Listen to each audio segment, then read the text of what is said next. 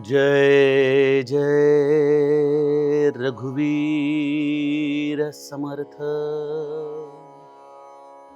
लपावे अति आदरे राम रूपी, भयातीत निश्चित ये सस्वरूपी। कदा तो जनी पाहताही दिसेना, सदा ऐक्यतो भिन्न भावे वसेना। जय जय रघुवीर समर्थ। श्रोता वक्ता श्रीराम समर्थ। जय जय रघुवीर समर्थ।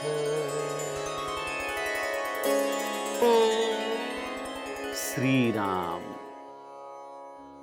आपल्या सर्वांच्या हृदयस्थ बसणाऱ्या आत्मारामास साष्टांग प्रणिपात करून मनोबोध एक अंतरयात्रा हा श्री समर्थ रामदास स्वामी विरचित मनाच्या श्लोकांचा जो आपण अभ्यास करत आहोत, सज्जन हो, आज आपण त्यातील श्लोक क्रमांक 185 याचं चिंतन अभ्यासणार आहोत। समर्थांनी गेल्या श्लोकामध्ये सत्संगतीचं महत्व आपल्याला समजावून सांगितलं। नव्हे तेची झाले, नसे तेची आले, कळो लागले सज्जनाचे नि बोले, अनुर्वाच्य ते वाच्य वाचे वदावे, मना संत आनंद शोधित जावे। या सत्संगतीमधून, या संतांच्या निकट आपलं मन ठेवल्यामुळं स्वाभाविकपणे आत्मस्वरूपाची प्रचिती एका जीवाला येऊ शकते। तिथं त्याचा जीव पण संपतं। हा त्रिवेणी संगम आहे, हे प्रयाग आहे मनाचं, जिथं आत्मप्रचिती, गुरुप्रचिती आणि शास्त्र प्रचिती यांचा मिलाफ होतो। आत्मप्रचिती गंगेसारखी आहे, गुरुप्रचिती ही यमुनेसारखी आहे। अशा गुरु आणि शास्त्र या प्रचितीच्या मध्ये आत्मप्रचिती रूपी सरस्वती वाहणं हाच मनाचा प्रयाग आहे। आणि बघा, लौकिक प्रयाग क्षेत्रामध्ये देखील सरस्वती नदी दिसू शकत नाही, तसं आपल्या स्वतःला आत्मप्रचिती झाली आहे, आपण त्या परमात्म्याला ओळखलं आहे, हे देखील त्या सरस्वती प्रमाणेच गुप्त असं मनाची अवस्था, ती स्थिती समर्थ आम्हाला आजच्या श्लोकामध्ये सांगतात। काय म्हणते समर्थ माऊली? लपावे अति आदरे रामरूपी। बघा, मनाचे श्लोक हे का गुरुमुखी असावेत, का हे साधननिष्ठ असावेत, अन्यथा त्या श्लोकांचे अर्थ आपण चुकीचे काढू शकतो। इथं लपणं याचा अर्थ कुठली भौतिक प्रक्रिया नाहीये, आणि लपावे अति आदरे रामरूपी याचा अर्थ सामान्य जीवाला लवकर कळू शकत नाही। मग असं हे लपणं म्हणजे काय? तर सज्जनो, याचा अर्थ आहे, आम्ही सर्व देहबुद्धीची मंडळी आहोत। आमचा हा सगळा भाव या देहाधिष्ठित असल्यामुळं देहाचं सुख हे माझं सुख या भूमिकेत आम्ही राहणारी मंडळी आहोत। अशा देहबुद्धीमधून आत्मबुद्धीमध्ये जाणं म्हणजे रामरूपामध्ये जाणं आहे। जे आमचं मन या देहाशी संलग्न आहे, ते मन आत्मस्वरूपाशी संलग्न करणं म्हणजे रामरूपाशी लपणं आहे। ही आत्मज्ञानाची प्रचिती आहे। एखाद्या मनाच्या प्रयागमध्ये ही लुप्त झालेली सरस्वती आहे। इथं मला ते ज्ञान झालं आहे हे जाणणारा देखील वेगळा शिल्लकच राहत नाही, कारण जोपर्यंत तो जाणणारा वेगळा आहे तोपर्यंत गंतव्यस्थान आलेलं नाही। त्यामुळं आत्मज्ञान हे अनुर्वाच्य म्हटलं जातं, ज्याला शब्दाचा देखील स्पर्श सहन होत नाही, असं हे आत्मज्ञान आहे। इथं त्या आत्मस्वरूपामध्ये विरघळून जावं लागतं, लपून जावं लागतं, त्या रामरूपाशी संलग्न व्हावं लागतं। आणि हे सगळं सत्संगतीने अनायास आपल्या जीवनात येतं। लपावे अति आदरे रामरूपी. आणि समर्थांचा अतिशय आवडता शब्द आहे, आदरपूर्वक आपण रामरूपाशी संलग्न व्हावं. हे आदरपूर्वक रामरूपाशी संलग्न होणं म्हणजे आपण आपल्या जीवनामध्ये त्या आत्मस्वरूपाला सर्वोच्च मूल्य देणं आहे. बघा, आज आमचं सर्वोच्च मूल्य काय आहे? देह सुखी तर मी सुखी. देहाला चांगलं खायला मिळालं तर मी आनंदी. देहाला चांगला विश्राम मिळाला तर मी सुखी. हा आमच्या या जीवनाचा सुप्रीम व्हॅल्यूचा भाग आत्मस्वरूपाकडे शिफ्ट करण्यासाठी आदर हा अत्यंत गरजेचा आहे. रिस्पेक्ट अत्यंत महत्वाचा आहे. जोपर्यंत तुमच्या मनामध्ये आदर नाही आत्मस्वरूपाविषयी, बघा आपल्याकडे परमार्थामध्ये लोकांच्याकडे एक वाक्य नेहमी असतं, काय मी त्या रामाचं एवढं नाम घेतलं, एवढी भक्ती केली, पण त्याने मला काय दिलं? इथं आपण काय करतोय? त्या रामरूपापासून वेगळे होतो. त्याच्यामध्ये समरस होऊन जात नाही. इथं आम्हाला असं वाटतं की रामाने या देहबुद्धीला, या देहाला सुख देणं हे त्याचं काम आहे. सज्जनो, जोपर्यंत रामापासून ही अपेक्षा आहे ना, तोपर्यंत रामाविषयी आदर नाहीये, या आत्मस्वरूपाविषयी आदर नाहीये. या देहाला प्रारब्धावरती सोडणं आणि आपण आत्मस्वरूपाशी निमग्न राहणं, हे या आदर या शब्दाची खरी व्याख्या आहे. बघा, जिथं आपल्याला आदर असतो तिथं आपण आज्ञापालन करतो. आज्ञापालन एकच आहे की देह प्रारब्धावरती सोडावा. हा देह सर्व काही पूर्वसंचिताच्या आधाराने गटांगळ्या खात असतो. याच्याविषयी जास्त सुख दुःख ठेवून आपण जर आत्मस्वरूपाची एक प्रकारे वांछना करू लागलो तर सज्जनो, तो इथं आदर राहत नाही. त्यामुळं समर्थांचा हा शब्द, लपावे अति आदरे रामरूपी, हा अत्यंत साधकासाठी महत्वाचा शब्द आहे. इथं कुठली तक्रार नाही, इथं कुठल्याही पद्धतीची अवज्ञा नाही. प्रत्येक गोष्टीबद्दल किंबहुना कृतज्ञतेचा भाव आहे. आपण अन्न खातोय ते देखील या आत्मस्वरूपाच्या असलेल्या शक्तीच्या आधाराने. बघा, एखादं खेळणं असतं चालणारं, त्याच्यामध्ये जोपर्यंत ती बॅटरी आहे, तोपर्यंत ती ऊर्जा आहे, तोपर्यंतच ते खेळणं खेळतं.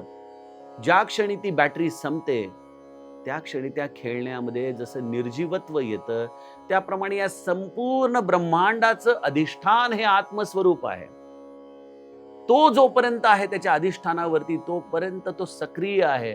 ज्या क्षणी या आत्मस्वरूपाला मलिनता आली, म्लानता आली, त्या सरशी सज्जनो, या चाललेल्या सगळ्या आभासाला देखील चैतन्य प्राप्त होत नाही. त्यामुळं आम्हाला त्या चैतन्याच्या विषयी मनामध्ये अत्यंत आदर ठेवणं गरजेचं आहे. आणि मग ज्याला हे लपणं प्राप्त झालेलं आहे, या आत्मस्वरूपाशी ज्याला निमग्न होता येणं प्राप्त झालेलं आहे, त्याची अवस्था कशी असते? भयातीत निश्चित ये सस्वरूपी.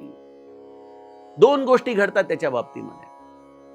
बघा, आत्मस्वरूपाच्या बद्दल मी बऱ्याचदा आपल्याला गमतीने म्हणतो की आपण एखाद्या कॉलेजमध्ये गेलो, तिथं आर्ट्सची डिग्री केली तर आपल्याला युनिव्हर्सिटीकडून बॅचलर ऑफ आर्ट्सचं सर्टिफिकेट मिळतं. ज्या काही फॅकल्टीमध्ये तुम्ही ग्रॅज्युएशन कराल, पोस्ट ग्रॅज्युएशन कराल, त्याप्रमाणे युनिव्हर्सिटी सर्टिफिकेट देते. आत्मस्वरूप झालो आहोत, आत्मज्ञान झालं आहे, या ज्ञानाचं सर्टिफिकेट काय?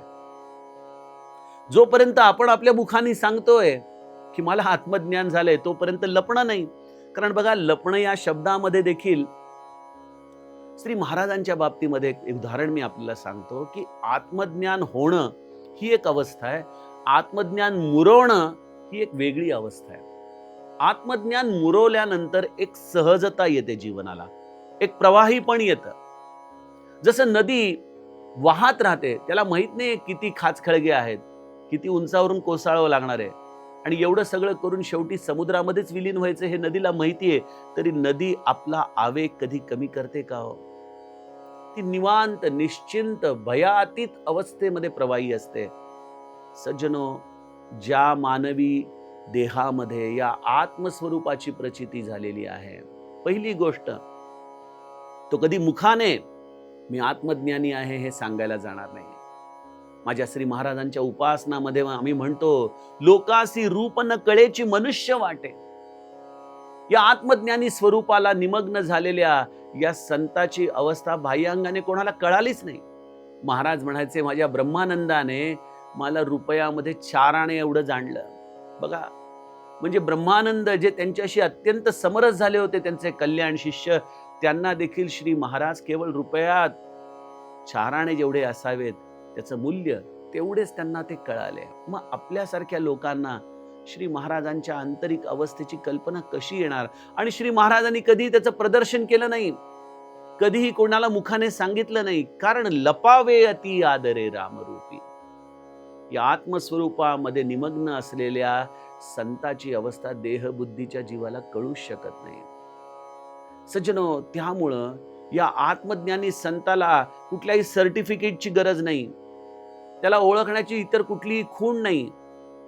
पण 2 गोष्टी आहेत ज्या त्याच्या सहवासामध्ये खूप काळ जर आपण निकट राहिलो तर आपल्या लक्षात येतात की भयातीत निश्चित येस स्वरूपी. त्यांच्यामध्ये भय नावाच्या गोष्टीला जागा राहत नाही. कशाची भीती आहे, कशाला घाबरायचंय? बघा, आम्ही सामान्य जीव पदोपदी घाबरणार आहे. हे भ्रमित झालेलं आमचं मन असतं. सतत हे मन अशा काही कल्पना करत असतं आणि स्वतःच त्याच्यासमोर वेगवेगळ्या प्रकारचे आकार निर्माण करून स्वतःच त्यामध्ये घाबरत असतं, रमत असतं, सुखावत असतं. हे सगळे मनाचे जे खेळ आहेत ना, हेच मनुष्याच्या सुखदुःखाचे कारण असतं. वस्तुस्थिती ही कधीच मनुष्याला सुखदुःख देत नाही. त्या वस्तुस्थितीचं मनाने केलेलं आकलन किंवा त्या मनाने त्या वस्तुस्थितीची केलेली कल्पना हे सुखदुःखाचं कारण आहे. परंतु जिथं मन एकदा का त्या आत्मस्वरूपाशी निमग्न झालं की या दृश्य जगतातल्या वस्तूंशी त्याचा संपर्क सुटतो. आपल्याकडे ते जुन्या काळी रेडिओ नसायचे का? आपण त्याची फ्रिक्वेन्सी सेट करायचो बघा. मग त्या फ्रिक्वेन्सीला एकदा आपला रेडिओ सेट झाला की त्याला इतर चॅनलचा आवाज येत नाही. त्याप्रमाणे ज्याने आत्मस्वरूपाशी आपलं मन निमग्न करून टाकलंय, त्याला या देहबुद्धीचे कुठल्याही प्रकारचे सिग्नलच येत नाहीत. त्याला ही वस्तुस्थिती कुठल्याही पद्धतीने घाबरवतच नाही. आणि कोणापासून घाबरायचं? हे आत्मस्वरूप म्हणजे काय एकदेशीय वस्तू आहे का? एका स्थानावरती राहणारी वस्तू आहे का? नाही. हा समस्त ब्रह्मांडाला व्यापून उरलेला असा अनंत राम, असं हे अनंत तत्व आहे. कुठं जरी गेलो तरी देखील त्याच्याशिवाय वेगळं काय आहे? बघा, मला आपल्या ज्ञानेश्वर महाराजांच्या एका अत्यंत सच्छील अशा सत्पुरुषाची आठवण येते की जेव्हा नामदेवांना औंढ्या नागनाथला पाठवलं, तेव्हा औंढ्या नागनाथला नामदेवांच्या गुरूंनी काय केलं? शिवलिंगावरती आपले पाय ठेवले होते. आणि या शिवलिंगावरती पाय ठेवलेले असताना नामदेव संतापले, तुम्ही शिवलिंगावर कसे पाय ठेवले? म्हणाले, मग जिथं शिवलिंग नाही तिथं तू माझे पाय ठेव. आणि हे पावलं ठेवताय, जिथं पावलं ठेवताय तिथं शिवलिंग आहे, जिथं पावलं ठेवताय तिथं शिवलिंग आहे. सगळ्या बाजूनी त्यांना फिरवलं तरी देखील शिवलिंग संपेना. तेव्हा त्यांना लक्षात आलं की हा संत, हा सत्पुरुष काय अधिकाराचा आहे. सज्जनो, त्याच्याशिवाय दुसरं काही जगात राहतच नाही आणि तो माझा प्रियतम आहे. मग त्या अशा प्रियतमाशी काय घाबरायचं? त्यामुळं भयातीत ही अवस्था ही आत्मज्ञानाशी समरस झालेल्या संताला प्राप्त होते आणि एक निश्चिंतता येते जीवनाला. जणू काही कालातीत अवस्था येते. कुठल्याही अवस्थेमध्ये शांत, समाधानी, आपल्या या असलेल्या आत्मस्वरूपाशी निमग्न असा हा बाह्यांगाने दिसणारा देहधारी, असं हे आत्मज्ञानाचं विलक्षण स्वरूप आहे. भयातीत निश्चित येस स्वरूपी, कदा तो जनी पाहताही दिसेना. बरं, याला बाह्यांगाने ओळखायला जावं तरी देखील मोठी पंचायतच आहे. आजच्या काळामध्ये बुवाबाजीचं कारण हेच आहे की आम्हाला आत्मज्ञान झालेलं आहे याचं बाह्यांगाने प्रागट्य केलं जातं. लोकांना असं वाटतं की वेशभूषा, गळ्यामधल्या माळा हेच जणू काही आत्मज्ञान झालेल्या एखाद्या संताचं लक्षण आहे. मी त्याची अवहेलना करत नाही, पण सज्जनो, पुन्हा पुन्हा मी आपल्याला सांगतो की वेशभूषा हे अंतरंगाचं प्रागट्य असलं पाहिजे. तुमचं अंतरंग तुम्ही स्वतः तपासा. जर तुम्ही भगवे वस्त्र धारण करत आहात तर त्या अग्नीने तुम्ही तुमच्या अंतरंगामध्ये तुमच्या वासनांना जाळलं आहे का, याचा तुम्ही स्वतः अनुभव घ्या आणि मग त्या वस्त्रांना परिधान करा. जसं एखादं पद प्राप्त करण्यासाठी काही अर्हता असतात, त्याप्रमाणे या वस्त्रांना धारण करण्यासाठी आपल्या अंतरंगाची अर्हता ही ज्याचे त्यांनी तपासायची आहे. त्यामुळं आत्मज्ञानी संताला बाह्यांगाच्या आधाराने कदापिही ओळखता येणार नाही. तो एका विशिष्ट वेशभूषेमध्ये नसतो. तो त्याच्या अंतरंगामध्ये रमलेला असतो. तो जगाच्या निंदेने कधीही संतापत नाही. तो जगाने केलेल्या स्तुतीमुळे हुरळून जात नाही. त्याच्या जीवनामध्ये आलेल्या सर्व प्रकारच्या भोगांना तो अत्यंत आदराने सामोरा जातो, पण त्यामध्ये तो कधीच लिप्त होत नाही. त्याला बाह्यांगाने कुठल्याही परिस्थितीने ओळखण्याचा प्रयत्न केला तरी तो कळू शकत नाही. आजच्या काळामध्ये आत्मज्ञान म्हणजे सिद्धी असा एक आपल्याकडं सर्वांनी सरसकट नियम मांडलेला आहे, की ज्याला दुसऱ्याच्या मनातलं ओळखता येतं, ज्याला काहीतरी अशा पद्धतीची सिद्धी झालेली असते, या लोकांना आपण आत्मज्ञानी म्हणतो. दासबोधामध्ये स्पष्ट वर्णन आहे, एखादा व्यक्ती मानस पूजा करत असताना त्या मानस पूजेमध्ये जरी त्याची मानस पूजा काही चुकली आणि हे बाहेरून कुठल्या तरी व्यक्तीने सांगितलं की अरे तू आता मानस पूजा करत असताना ह्या कृतीमध्ये तुझी चूक झाली, तर मग आपण त्या व्यक्तीचे पाय धरूत की अरे मी मनामध्ये काय विचार करतोय, त्यामध्ये माझी काय चूक झाली, हे तुम्हाला बाहेरून बसून कसं कळतं?